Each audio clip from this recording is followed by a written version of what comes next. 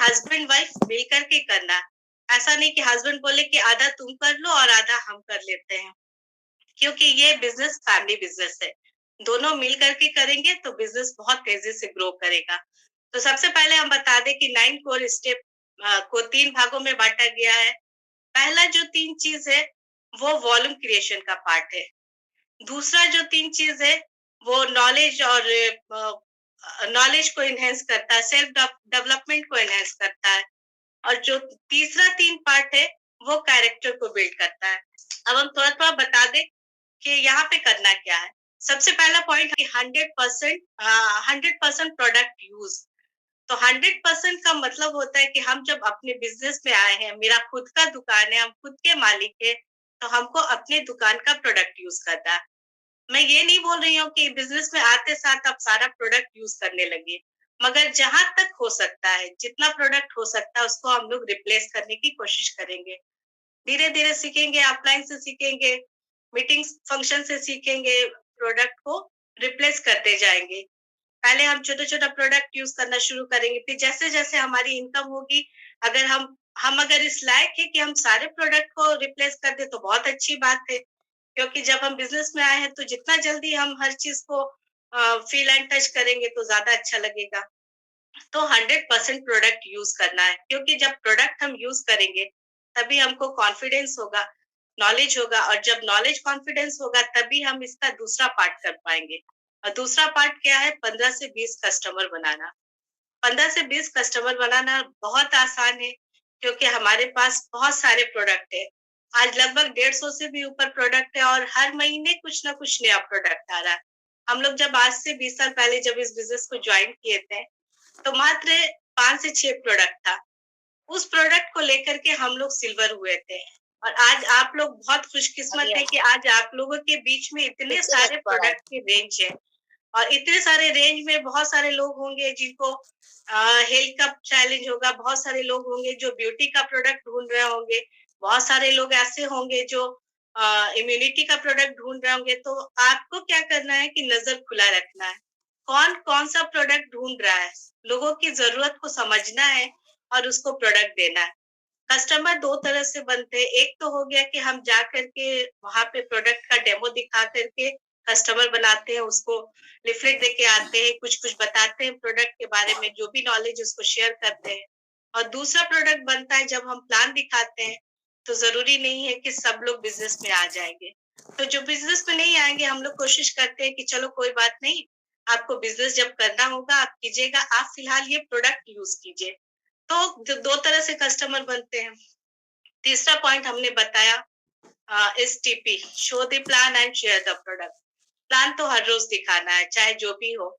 Business में grow करना है तो प्लान तो दिखाना ही पड़ेगा। हर रोज दिखाना नहीं तो हफ्ते में कम से कम 5 से 6 प्लान तो होना ही चाहिए। और अगर इतना भी नहीं हुआ तो फिर क्या फायदा बिजनेस करने का।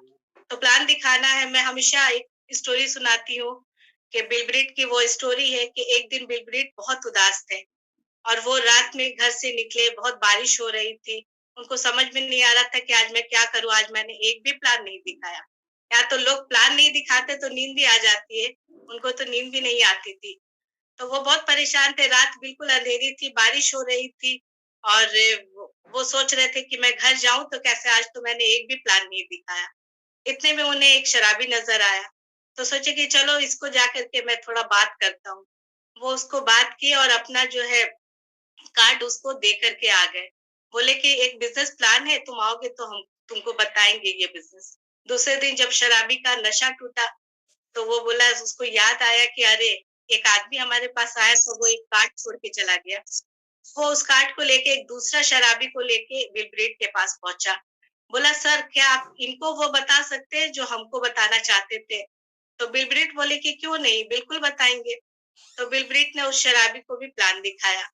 तीसरे दिन क्या हुआ कि वो शराबी एक और आदमी को लेके आया कि क्या आप इनको बता सकते हैं? तो बिल ब्रेट बोले कि बिल्कुल, क्यों नहीं बताएँगे। और वो थे पॉल मिलर। तो सोचिए कि उस रात अगर बिल ब्रेट घर चले आते कि बारिश हो रही है, रात अंधेरी है, आज प्लान नहीं दिखाना है, तो क्या उनको पॉल मिलर मिलते? कभी नहीं मिलते। तो आपको पता नहीं है कि कब कौन आपका कहाँ इंतज़ार कर रहा है। तो हर रोज प्लान दिखाना है। कब कौन सा चमत्कार हो जाएगा ये आपको भी नहीं पता है। तो हर रोज प्लान दिखाइए, प्रोडक्ट को शेयर कीजिए। ये 3 जो हमने बताया 3 पॉइंट, ये वॉल्यूम क्रिएशन का पार्ट है, इससे वॉल्यूम होता है, क्योंकि एमवे भी पैसा वॉल्यूम के बिना पे ही देती है। अगर वॉल्यूम नहीं करेंगे तो पैसा नहीं आएगा। आगे का जो पार्ट है वो है बुक। बुक क्या करता है? बुक हमारे पर्सनैलिटी को एनहांस करता है, हमारे माइंड का टॉनिक होता है बुक। बुक अगर हम पढ़ेंगे तो हमारा ब्रेन बहुत तेजी से काम करने लगता है। बुक से बहुत कुछ सीखने को मिलता है। बहुत सारे लोगों के साथ जो चैलेंजेस आते हैं, बहुत सारे लोगों की कहानी लिखी होती है कि हमारे साथ ये चैलेंज था। आपने शायद रहस्य बुक भी पढ़ा होगा। उसके चैलेंजेस को सुन के लगता है कि हम लोगों का चैलेंज तो कुछ भी नहीं है। तो बुक हर रोज पढ़ना चाहिए। और PMA books, positive mental attitude की बुक पढ़नी चाहिए, जिसमें पॉजिटिव बातें होती है। ऐसा नहीं कि बुक पढ़ने का मतलब कि नॉवेल पढ़ रहे हैं, ऐसा नहीं होना चाहिए। बिजनेस में है तो बिजनेस से रिलेटेड बुक पढ़नी चाहिए, कि जिसको पढ़ करके आपका माइंड पॉजिटिव सोचे। तो ये बुक की बात हो गई। हर रोज कम से कम 1 से 2 पेज तो पढ़ने ही चाहिए। रात में सोने टाइम जरूर बुक पढ़िए, क्योंकि जब आप सुबह उठिएगा तो बिल्कुल फ्रेश माइंड उठेगा कि रात में हमने इतनी अच्छी कहानी पढ़ा था, इतनी अच्छी बातें पढ़ा था। तो नींद में भी वो सारी बातें घूमता रहता है। फिर हम बात करेंगे सीडी के बारे में। हर रोज 1 से 2 सीडी जरूर सुनिए। सीडी सुनना बहुत आसान है। अब तो मोबाइल में, अब तो एक से एक टेलीग्राम में हर रोज एक डायमंड का पूरा वो स्टोरी आता है। वीडियो के साथ आता है। आप अपने मोबाइल में लगा करके छोड़ दीजिए। आप लेडीज कुछ भी काम कर रही हैं, किचन में खाना बना रही है, रोटी बना रही है, सामने मोबाइल चल रहा है, अच्छी-अच्छी बातें भी सुन रही हैं और काम भी हो रहा है। जेंट्स लोग एक्सरसाइज कर रहे हैं, शेविंग कर रहे हैं, मोबाइल में अच्छी-अच्छी बातें सुन रहे हैं।